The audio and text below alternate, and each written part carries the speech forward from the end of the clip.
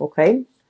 And then I also feel like for whatever reason, there were constant fluctuations in energy. One minute you have to do this, and the next you're called to do that, and then the next, it's like it's very disruptive. So the environment itself is very, very demanding. It requires you to be flexible and versatile, and you had to wear many, many, many hats all at the same time. So it was a situation where it was like the work was overwhelming.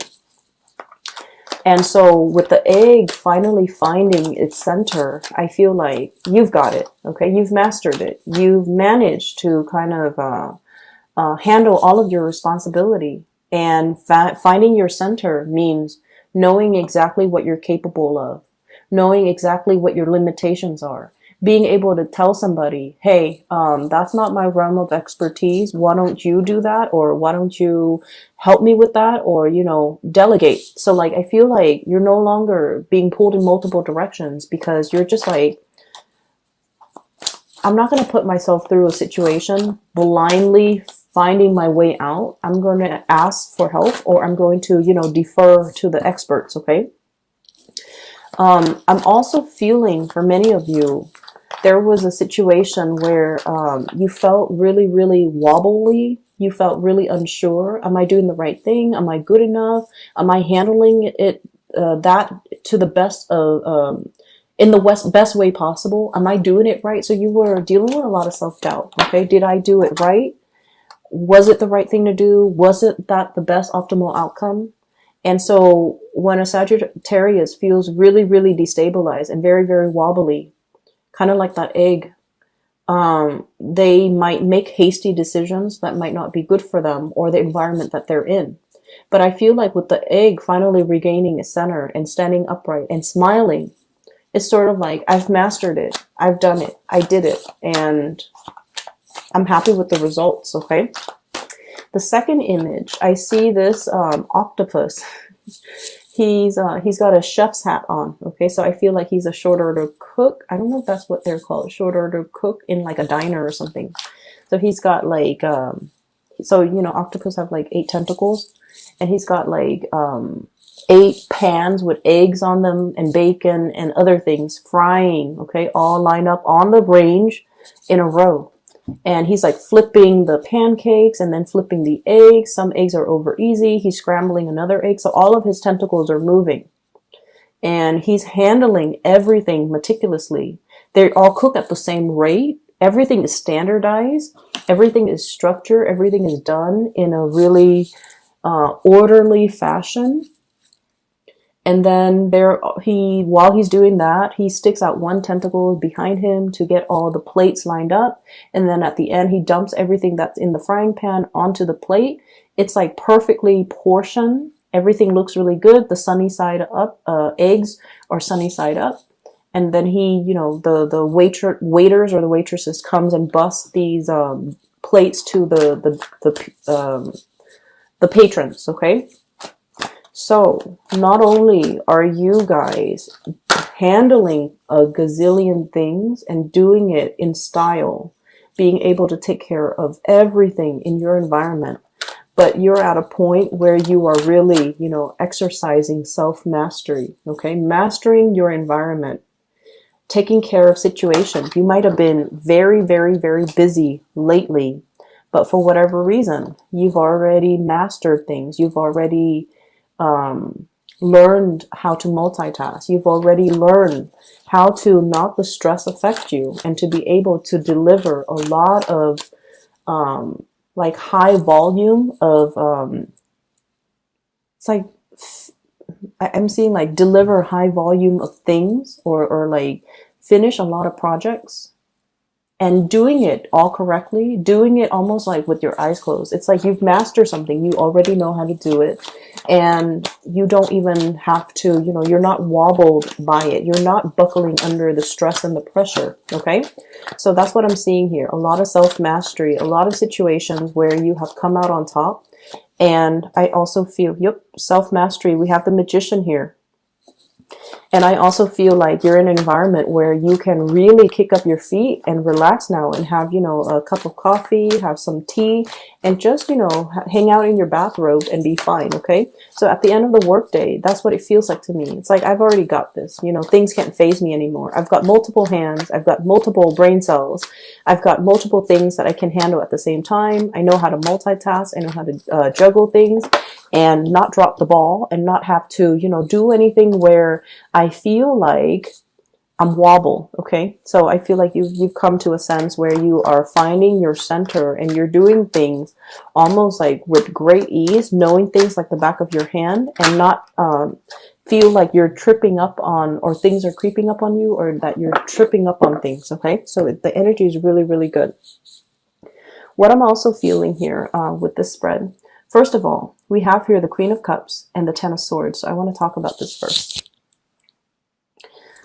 This is a situation where Scorpio got the same cards, and I shuffle the deck. So Scorpio got the same cards in the same position. Okay, so let me talk about this person. I have here the Queen of Cups. This is a water sign, Pisces, Cancer, Scorpio.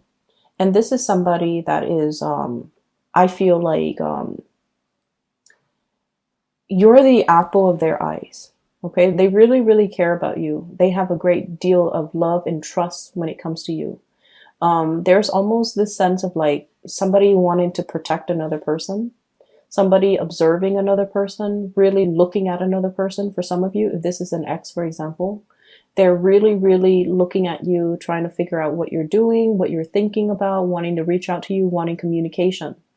And especially for some of you, if this is an ex and there has been, you know, bad blood, resentment, and things like that, I feel like there is a sense of, I wish things had been different. I wish that I could reach out. I wish that, you know, like, it's like too water under the bridge, okay? It's like a situation where it's like you can't really repair it, you can't really fix it, you can't really move away from it. And so I feel like for many of you, there might have been some recent arguments here over, you know, who's doing what, whose responsibility is this, who's causing the rift in the relationship, as well as, you know, possibly the breakup in the relationship. So that's the front and center. And for many of you, you might have buried yourself in the work environment, just trying to, you know, distract yourself. And then I also feel like if for those of you who are dating somebody, there's a new person emerging in your life. And I feel like there's a sense of innocence about this person where you want to protect this person. And they have been through some really, really bad things, like bad relationships, bad cycles, bad endings in their life. And so they're really gravitating towards, you know, your strength and your power, and they wish they could be a lot more like you. For some of you, this is a coworker. For others, this is like a new love interest that you have recently embarked on a relationship with, and I would say within the previous month or within the past 2 months, okay? I feel like it's very, very new, and I feel like energetically, this person really wants a relationship, okay? They're looking at the two fish, and they're just like, I want a partner. I want somebody that I can feel like a pea in the pods with, peas in a pod with. I want somebody that's going to be by my side, and I want somebody that, you know, will be there for me. So I feel like they're really relationship oriented, but they got out of a bad relationship. And so you're not really sure if you want to jump in just yet, and you're not really sure if this is something that you want to get involved in just yet, okay? So this is somebody that you're heavily communicating with, and you're trying to get to know, okay? Sorry for the interruption, Saggies. I had a knock at my door, and I had to record this at a different time. So my apologies. Hopefully the glare is gone so that you can see the cards better.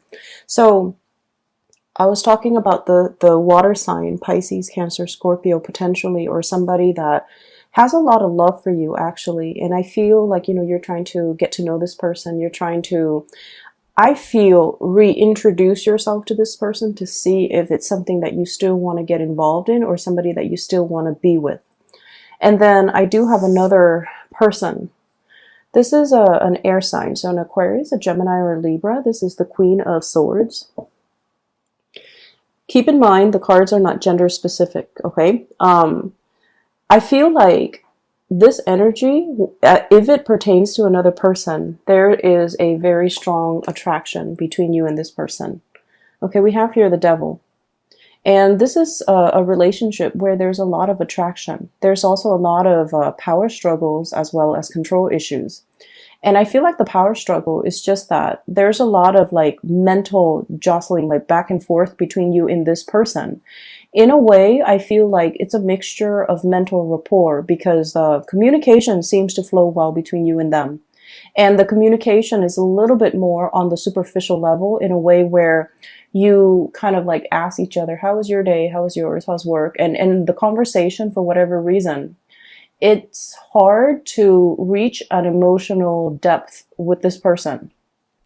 Whereas with this water sign, I feel like conversation flows very naturally.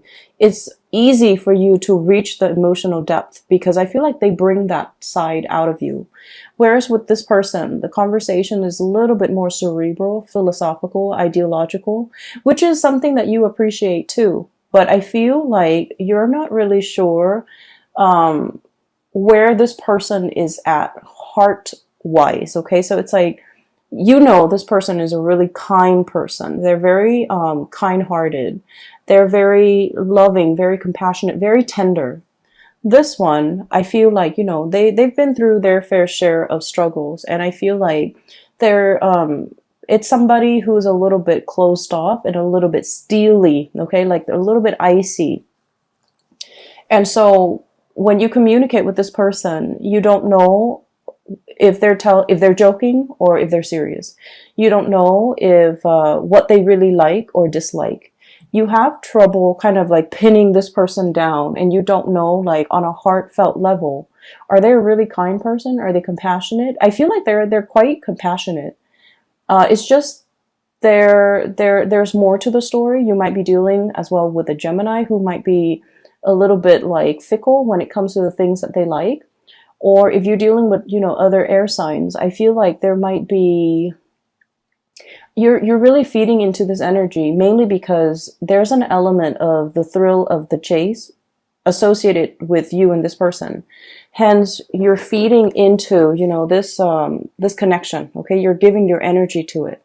And I also feel like this is a person that's like, I'll believe it when I see it. So they're not one to mince words. They're not one to fall for people and take people at face value. They're skeptical by nature because they have been through their fair share of struggles and deception and heartache.